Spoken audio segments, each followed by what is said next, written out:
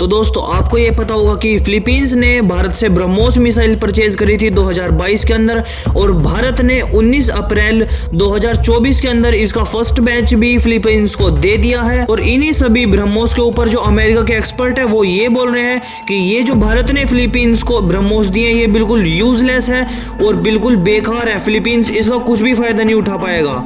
तो इस वीडियो के अंदर मैं कंप्लीट बताऊंगा क्यों अमेरिका के एक्सपर्ट ऐसा बोल रहे हैं ब्रह्मोस के बारे में, और क्यों भारत की जो ब्रह्मोस मिसाइल है उसकी इमेज बिगाड़ी जा रही है। तो कंप्लीट जानकारी दूंगा मैं इस वीडियो के अंदर। अगर आप ये सब्सक्राइब नहीं करो तो आप सब्सक्राइब कर लो, क्योंकि ज्यादा लोग हमारी वीडियो देखते पहले उन्होंने सब्सक्राइब नहीं कर रखा। अमेरिका ने ये बयान दिया है कि भारत की जो ब्रह्मोस मिसाइल है वो बिल्कुल यूजलेस है।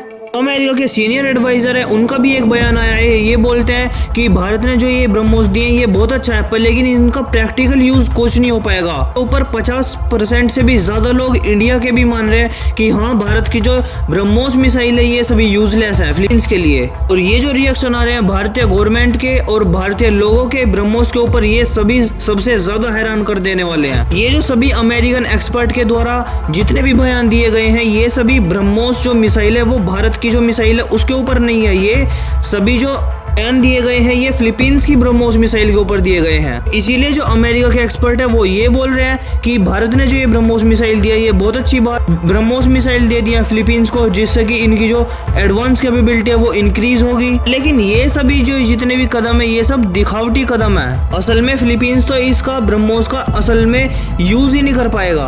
अमेरिकन एक्सपर्ट इसलिए बोल रहे हैं ये तर्क देके फिलीपींस के पास C4 ISR सिस्टम है ही नहीं, यानी कि कमांड कंट्रोल कम्युनिकेशन कंप्यूटर्स, यानी कि इंटेलिजेंस सर्विलांस एंड रिकॉग्निशंस। इन सभी शब्द को मिला के बनता है C4 ISR। क्योंकि आज के टाइम पे जहां चाइना फिलीपींस को परेशान करता है वहां पे कोई कमांड कंट्रोल सिस्टम ही नहीं है। जैसे फिलीपींस की सेना के पास कंप्यूटर सिस्टम ही नहीं है जिससे वो कम्युनिकेशन कर सके, और इंटेलिजेंस जो चाहिए होती है फिलीपींस की सेना को वो भी इनके पर्याप्त मात्रा में। और उनको इस चीज की भी खुफिया जानकारी नहीं है कि कहां पे सबसे ज्यादा चाइना की सेना एक्टिव रहती है। जो फिलीपींस की सेना है उन्होंने अभी तक भी सर्विलांस सिस्टम ही नहीं लगाए, यानी कि ऐसे जासूसी उपकरण ही नहीं लगाए जिससे फिलीपींस को पहले ही पता चल सके कि चाइना की जो नौसेना है वो क्या एक्टिविटी कर रही है साउथ चाइना सी के अंदर। इन्हीं सब के कारण चाइना की जो नौसेना है उसका पहले से ही नहीं पता लगा पाएगी फिलीपींस की नौसेना। इसी चीज के चलते वो ब्रह्मोस का तो बिल्कुल भी फायदा नहीं उठा पाएंगे। और आप सोच रहे होंगे कि ये 50% बात कैसे सही है। जितने भी इंडिया के जो लोग हैं वो भी इस बात को मान रहे हैं कि ये बात 50% सही है जो अमेरिकन एक्सपर्ट बोल रहे हैं।